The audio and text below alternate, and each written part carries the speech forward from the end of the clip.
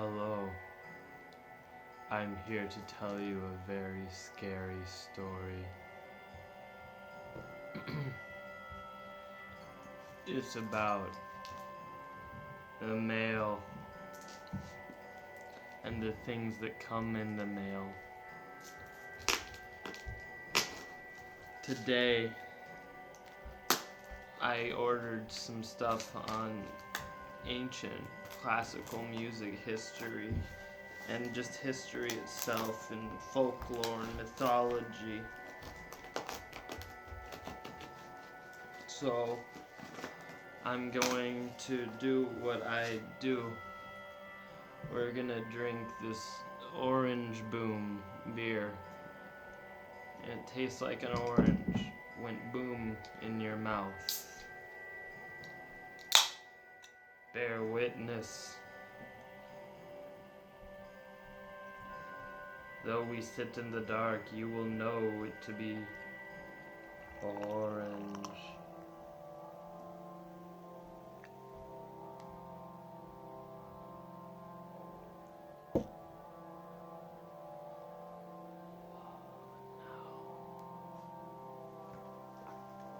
Today I'm here to tell you a very strange but true tale.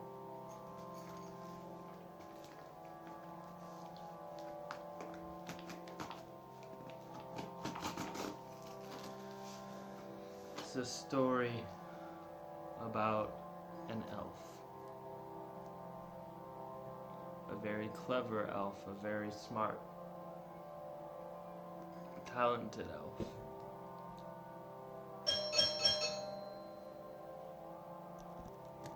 That was my warning bell to let me know that you couldn't see me very well.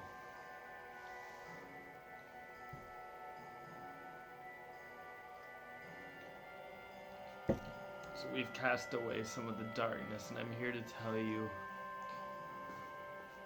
about a very powerful, smart elf who went to play his songs for the emperor, but was cast out.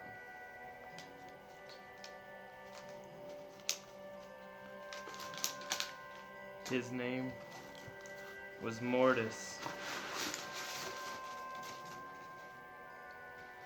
And Mortiis was a very, very smart elf. So when the emperor said, "No, I do not like your guitar," Mortiis was smart. And he applied to the Harvard School of Music. There they taught him many things. He studied under some of the greats of the synthesizer and piano, even though this meant them locking him in a dungeon in order to fully learn his lessons. He wasn't allowed to leave for the entire duration of his studies, which was, I believe, 800 or 900 years. It's a very long time. He learned how to astral project into a better place through his Stargate, and he created some stuff that historians have now documented for us mere mortals to consume. This box contains a great power, and I'm honored to share it with you today.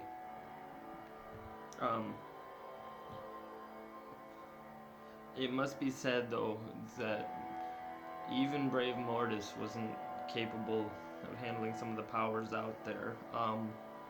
After he completed his studies at the Harvard School of Synthesizing, under the tutelage of professors Mozart, Billy Joel, and Macintosh Plus, he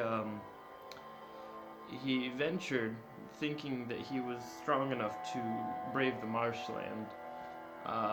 But a big machine came, and it punished him.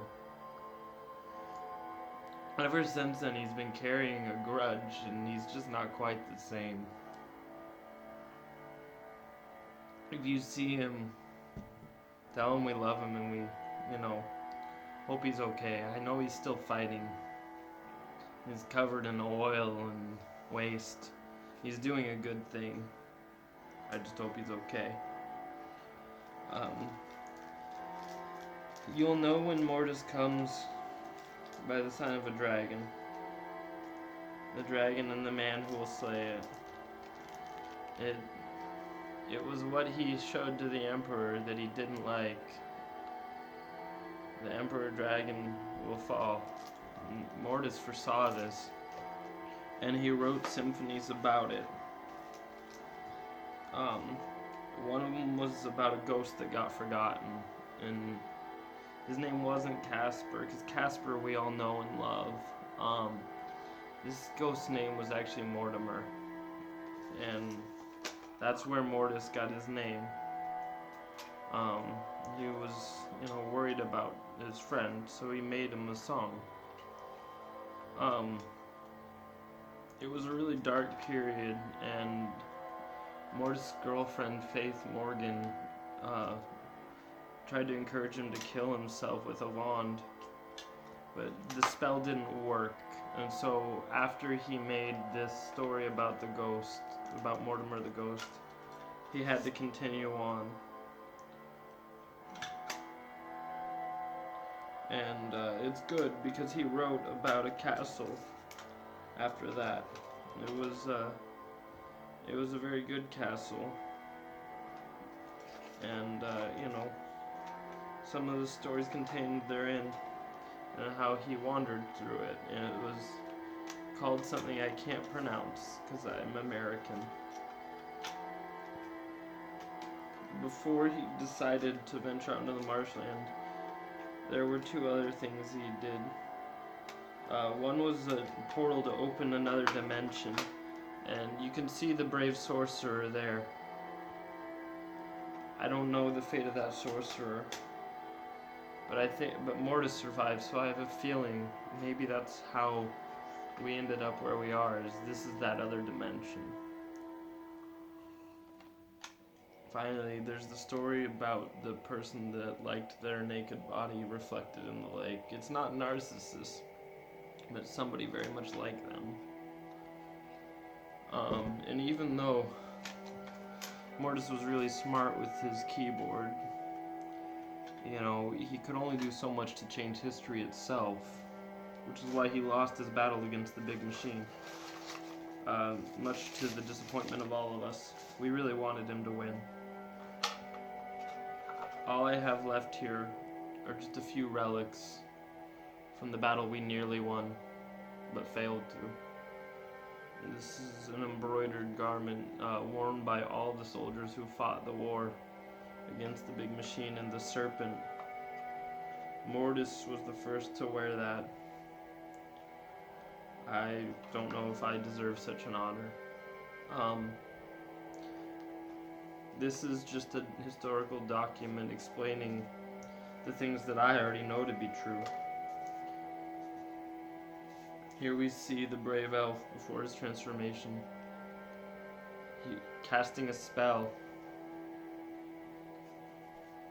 Cowering in fear of the big machine.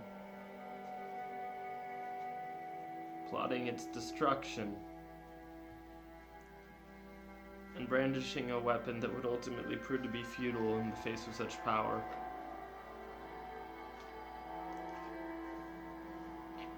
We've got a lot of somber thinking to do, but I'm glad that you were here to join with me up in the old tower as we lament our fallen brethren. It's important not to forget your history, or else you're doomed to repeat it, as many have been doing in the dungeon since Mortis lost his fateful battle. We'll continue to document the history and mythology of the dungeon synth, but I felt that it was important to begin at the beginning.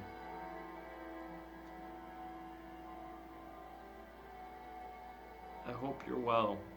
I know this was a really tough thing to get through, and thanks for sticking it out with me. To those we've lost, and to those we will one day lose, including ourselves.